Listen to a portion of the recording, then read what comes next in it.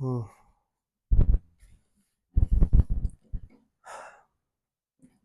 तो अभी हम लोग करने जा रहे हैं यूपी बीएड 2014 का क्वेश्चन। तो हम एक सीरीज पूरा करेंगे क्वेश्चंस का। तो पहला क्वेश्चन हम लोग कर रहे हैं कि निम्नलिखित में से किन दो तत्वों के नाभिकों में बराबर संख्या में न्यूट्रॉन।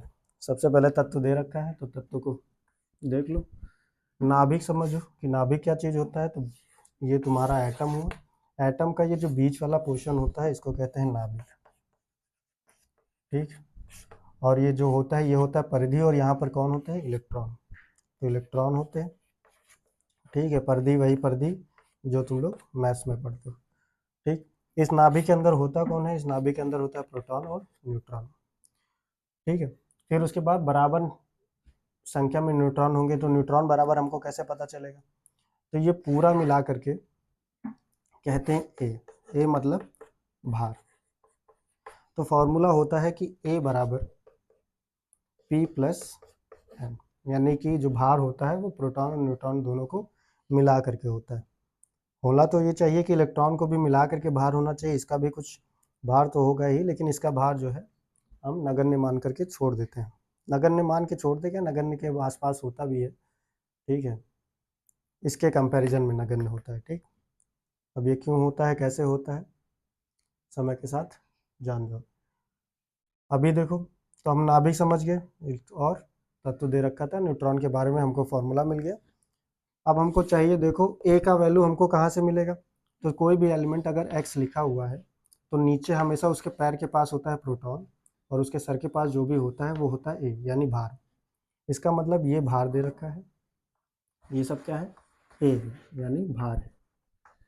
ठीक, ये भी भार है, ये भी भार है, लिखा नहीं है लेकिन भार, ये सब भार होगा। पैर के पास पी प्रोटॉन होना चाहिए, प्रोटॉन कहीं लिखा नहीं है, तो ये प्रोटॉन कितना होगा? तो इसका प्रोटॉन संख्या है 10। ठीक, और इसका हो गया कितना? 6, इसका हो गया 7, इसका हो गया 6 7, और ये हो गया 3, और ये हो गया 4। ये कहाँ से मिला हमको? तो ये मिला हमको पीरियोडिक टेबल से। पीरियोडिक टेबल से।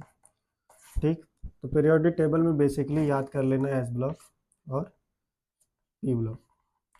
ठीक, ट्रिक वगैरह कैसे भी देख करके कहीं से जैसे तुमको समझ में आया, एस ब्लॉक और पी ब्लॉक याद कर जाना। तो उस याद की हुई चीज़ से मैंने ये प्रोटॉन नंबर देख के लिख लिया। और यहाँ से भार दे रखा है, तो यहाँ जरा देखो, पहले वाले को देखो, तो 20 क्या हो गया? भार हो गया। ए बराबर पी प्लस एन। प्रोटॉन कितना दे रखा है? प्रोटॉन दे रखा है 10, न्यूट्रॉन हमको निकालना है। ठीक है, तो न्यूट्रॉन कितना आ जाएगा? 10। ऐसे इसके लिए निकालोगे तो न्यूट्रॉन कितना आ जाएगा? 21 बराबर 10 प्लस एन, और न्यूट्रॉन कितना आ जाएगा? एन इज इक्वल टू, अगर नहीं समझ में आ रहा है तो ये 10 इधर की तरफ गया है। ठीक है, तो 21 माइनस 10 इज इक्वल टू 11। तो यहाँ प्रोटॉन अलग अलग हो गया। ऐसा भी कह सकते हो, अगर एलिमेंट सेम है तो प्रोटॉन न्यूट्रॉन संख्या मिलेगा नहीं। तो ये चेक ऐसे भी नहीं करना था, लेकिन सॉल्व कर रहे हैं तो सॉल्व कर रहे हैं बस। फिर दूसरी तरफ देखो, इसमें कार्बन में प्रोटॉन संख्या अलग है। ठीक, तो यहाँ पर भार देखो 12, प्रोटॉन कितना संख्या है? प्रोटॉन की संख्या है 6, और न्यूट्रॉन की संख्या पता करना है। तो न्यूट्रॉन बराबर क्या हो जाएगा? 12 माइनस 6, तो ये आ जाएगा 6। यहीं इसके लिए पता करो तो ये 14, 14 बराबर कितना? ये प्रोटॉन संख्या है इसकी 7, प्लस न्यूट्रॉन हमको पता करना है। तो 7, 14 माइनस 7, एन बराबर 14 माइनस 7 बराबर 7। तो इसमें भी प्रोटॉन संख्या 7 हो। इसके लिए इन दोनों के लिए जब आप पता करो तो यहाँ पर 12, अच्छा 12 और 6 के लिए तो हमने न्यूट्रॉन संख्या तो निकाल ही ली। इसके लिए तो न्यूट्रॉन संख्या 6 है। कहाँ से? यहाँ से देखो, इसके लिए हमको निकालना है तो कैसा?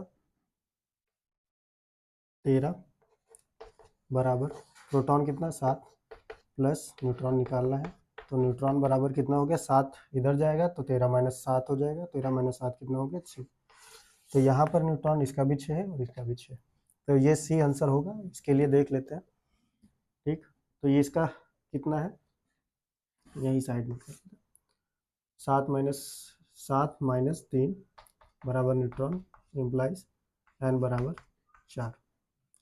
ठीक, यहाँ पर करते हैं तो अच्छा ये डायरेक्ट कर दिया है, ठीक है। हर बार देखो क्या हो रहा है, बाहर में से हम क्या कर रहे हैं, प्रोटॉन को माइनस कर रहे हैं और न्यूट्रॉन निकल आ रहे हैं, ठीक। ऐसा भी समझ सकते हो कि बाहर A minus proton is equal to N, तो डायरेक्ट कर दिया, ठीक। तो यहाँ पर हम इस फॉर्मूले से गए, मॉडिफाई करोगे तो ये फार्मूला, तो 10 फार्मूले याद ना रख के एक ही फार्मूले से हम काम चला लेते हैं। वैसे भी ये सब देख करके भी आ जाता है, अगर ये सब पढ़ा लिखा है ढंग से तब, ठीक है। तो 7 - 3 या एन की बराबर 4 आ गया, और इसके लिए अगर करें तो ये आ जाएगा 9 - 4 एन इम्प्लाइज एन बराबर कितना, 5।